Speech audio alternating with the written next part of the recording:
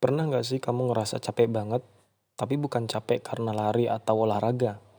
Capek yang nggak kelihatan. Bangun tidur udah lelah, buka laptop udah pusing, ngerjain tugas atau kerjaan tuh berasa kayak ngos-ngosan secara batin. Terus kamu mikir, ini tuh aku beneran capek atau sebenarnya aku lagi kosong aja ya? Nah, kalau kamu relate, bisa jadi kamu lagi ngalamin yang namanya burnout atau bahkan lagi masuk ke fase quarter life crisis. Nah, di video ini aku bakal ajak kamu ngobrol santai soal kenapa sih banyak dari kita di usia 20-an atau 30 awal ngerasa capek mikirin hidup. Apa aja sih tandanya kalau kita lagi burnout dan gimana cara bertahan dan bangkit pelan-pelan. Nggak perlu takut dinilai karena kamu nggak sendirian. Oke, yang pertama, quarter life crisis itu apa sih? Jadi gini, quarter life crisis itu bukan penyakit ya. Ini tuh istilah buat fase bingung yang sering dialami orang usia 20-an sampai awal 30-an. Kita lagi di titik menanyakan, aku sebenarnya mau jadi apa sih? Kerjaan ini beneran cocok nggak sih? Atau kok teman-teman udah nikah, naik jabatan, keluar negeri, aku masih gini-gini aja. Nah, tiba-tiba kita ngerasa stuck, kelelep sama yang namanya ekspektasi. Nah, menurut survei tahun 2022, 75% anak muda ngalamin yang namanya quarter life crisis.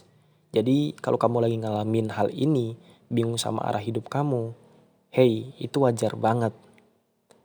Nah, tapi kok capeknya juga ngerasa luar biasa ya? Oke, quarter life crisis kadang berteman akrab sama yang namanya burnout. Burnout tuh kondisi di mana kita benar-benar kelelahan secara fisik, mental, dan emosional. Terus tanda-tandanya apa? Nah, tandanya itu ngerasa capek terus walau udah tidur cukup. Nah, terus yang kedua, susah fokus dan kayak gampang cranky. Yang ketiga, mulai sini sama kerjaan. Yang keempat, kayak ngerasa hidup tuh cuma numpang lewat aja. Nah, sebenarnya WHO sendiri udah ngakuin burnout sebagai fenomena yang serius. Dan di Indonesia, data dari Populix 2023 bilang bahwa 56% pekerja muda pernah ngalamin yang namanya burnout. Jadi, bukan kamu doang kok. Nah, terus kenapa banyak dari kita gampang burnout sekarang? Sebenarnya banyak faktornya.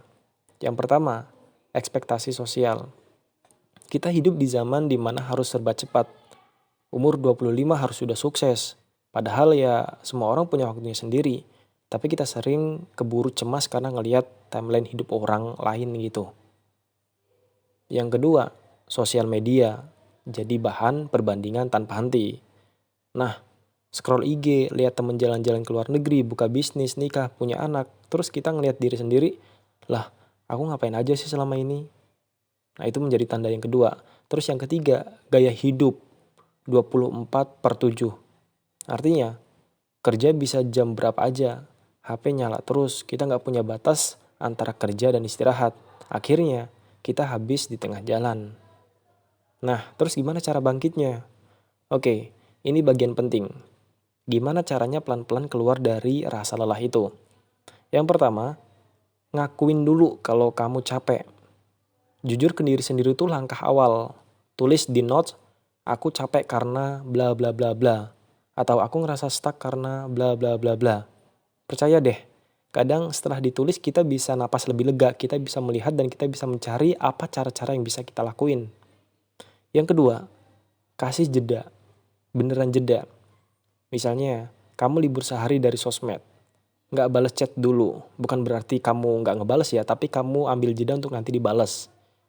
Duduk di taman, ya untuk sekedar kamu melihat bahwasanya oh dunia ini memang masih berjalan gitu. Jeda itu bukan kemunduran, itu reset ya. Kamu berhenti sejenak untuk ngambil napas dan nanti akan kamu bangkit kembali. Yang ketiga, pecah hidup jadi hal kecil-kecil. Nah, jadi jangan langsung target harus sukses, harus besar, tapi mulai dari hal-hal kecil. Contoh, bangun pagi tanpa buka HP. Terus bisa juga satu hari kamu bisa beres, udah bagus, beres satu hal gitu. Kecil tapi konsisten. Yang keempat, cerita ke orang yang kamu percaya. Entah sahabat, mentor, atau psikolog. Cerita itu bukan lemah, itu sehat. Itu bentuk kita merilis emosi kita. Yang kelima, kita bisa redefinisi sukses versi kamu. Viral, nggak harus CEO. Mungkin sukses buat kamu adalah tidur cukup, bisa makan enak hari ini, dan nggak ngerasa cemas. Kamu breakdown menjadi hal-hal kecil terlebih dahulu. Dan itu valid, oke? Kamu bukan gagal, kamu cuma lagi capek. Wajar kok, kamu bukan sendirian. Yang penting, jangan terus nyalahin diri sendiri ya. Jangan maksa diri buat lari, padahal kamu lagi butuh duduk. Pelan-pelan ya, karena bertumbuh itu nggak harus cepet. Kalau kamu relate sama video ini, coba komen. Hal yang bikin kamu capek akhir-akhir ini apa sih? Siapa tahu lewat cerita itu, kita jadi bisa saling bantu.